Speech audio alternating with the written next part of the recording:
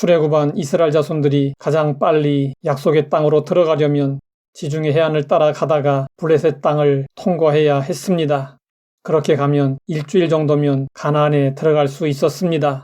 그러나 하나님은 지름길이 아니라 멀리 돌아서 가는 길로 이스라엘 자손들을 인도하셨습니다. 사람의 입장에서는 쉽고 빠른 길을 두고 먼 길로 인도하시는 하나님이 이해되지 않을 수 있었습니다. 그러면 왜 하나님은 가까운 길을 두고 먼 길을 선택하셨을까요? 이에 대해 성경은 이렇게 말씀하고 있습니다. 이는 하나님이 말씀하시기를 이 백성이 전쟁을 하게 되면 마음을 돌이켜 애굽으로 돌아갈까 하셨음이라. 당시 블레셋 땅에는 5개의 도시 국가들이 동맹을 맺고 있었습니다. 더구나 블레셋은 철기 문화의 전성기를 맞고 있었습니다. 그렇기 때문에 이스라엘 자손들이 그들을 상대하기에는 너무나도 벅찼습니다.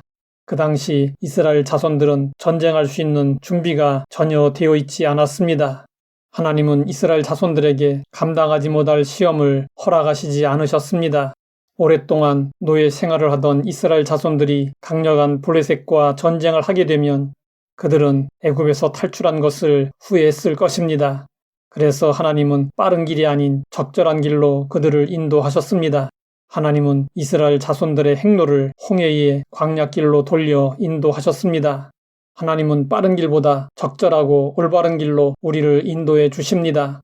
때로는 멀리 돌아가게 하시는 경우도 있습니다. 그 길이 우리에게 가장 적절하고 유익한 길이기 때문입니다. 그러나 많은 사람들이 쉽고 편하며 곧바로 이득과 영광을 얻을 수 있는 지름길을 찾고 있습니다. 그러다 보니 우리 사회에 불법과 편법이 난무하고 있습니다. 기독교 사상가요 저술가인 C.S. 루이스가 이런 이야기를 했습니다.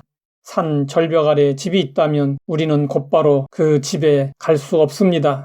곧바로 뛰어내리면 가기는 하겠지만 살아서는 가지 못할 것입니다. 그 집에 가려면 산등성이를 돌아서 가야 하는데 그러면 자기 집과는 멀어집니다. 하지만 멀어지는 바로 그 길이 집으로 가까이 가는 길입니다. 빠른 길이 반드시 좋은 것이 아닙니다. 돌아가더라도 올바른 길을 가야 합니다. 빠른 길보다 하나님의 뜻을 따라 올바른 길을 선택했던 사람이 다윗입니다. 사울이 다윗을 추격할 때 다윗은 사울을 죽일 수 있는 기회가 있었습니다. 다윗과 함께했던 사람들은 그 기회를 잡는 것이 왕으로 등극하는 지름길이라고 생각하고 죽이자고 했습니다. 하지만 다윗은 하나님의 기름 부으심을 받은 사울을 손대는 것은 하나님의 뜻이 아니라고 생각했습니다.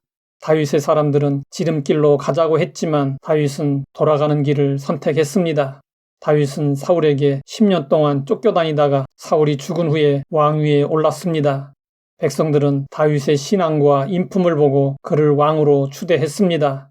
다윗의 선택은 돌아가는 길이었지만 그 길은 지름길이었습니다. 그러나 10년이라는 긴 세월 동안 다윗을 따라다니던 다윗의 사람들은 얼마나 속이 답답했겠습니까? 우리도 종종 하나님의 인도하심이 느리고 답답하게 느껴질 때가 있습니다. 그러나 하나님이 인도하시는 길이 돌아가는 길 같아 보여도 지름길입니다. 이 사실은 때가 되면 분명하게 드러납니다.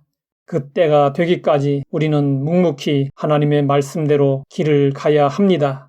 지나온 길을 한번 돌아보십시오. 우리가 선택한 길은 지름길 같아 보였지만 정말 멀리 돌아온 길이었습니다. 그렇다면 이제 우리는 내 생각과 판단을 앞세우지 말고 하나님의 말씀에 전적으로 순종하며 살아야 합니다. 우리는 이러한 순종의 모범을 예레미야 선지자에게서 볼 수 있습니다. 예레미야는 하나님이 삼배로 만든 허리띠를 사라고 하셔서 명령대로 샀습니다. 그것을 허리에 띠라고 하셔서 명령대로 허리에 띠었습니다. 유보라데 강가로 가서 바위 틈에 감추라 하셔서 명령대로 감추었습니다. 하나님은 여러 날 후에 감춘 띠를 가져오라고 하셨습니다. 명령대로 띠를 가져오니 썩어서 쓸 수 없게 되었습니다. 하나님은 이 상징적 행동을 통해 유다와 예루살렘의 큰 교만을 이같이 썩게 하리라는 메시지를 주셨습니다. 이 과정에서 예레미야는 하나님에게 왜 그렇게 해야 하느냐고 한 번도 질문을 하지 않았습니다. 그저 명령하시는 대로 순종했습니다. 우리는 하나님이 말씀하시면 어떻게 하고 있습니까? 우리는 하나님의 말씀에 대하여 취사 선택을 너무나도 잘 합니다. 내게 이롭다고 생각되면 곧바로 순종합니다. 그러나 내게 해롭거나 세상 이치에 맞지 않는다고 생각하면 못 들은 척 하거나 핑계를 대며 거부합니다. 이것이 똑똑한 것 같지만 어리석은 우리의 모습입니다. 그러면 이제 우리는 어떻게 살아야 할까요? 어리석어 보일지라도 하나님의 말씀에 전적으로 순종해야 합니다. 하나님이 가라고 하실 때 가고 오라고 하실 때 와야 합니다. 선으로 악을 이기라 하시면 분노를 다스리고 보복을 포기해야 합니다. 억울해도 참으라고 하시면 입을 다물고 길이 참아야 합니다. 이것은 돌아가는 길처럼 보일 수 있습니다. 하지만 결국에는 하나님의 선하신 뜻을 이루는 지름길입니다. 하나님 아버지, 돌아가는 지름길에 대한 깨달음을 주시니 감사합니다.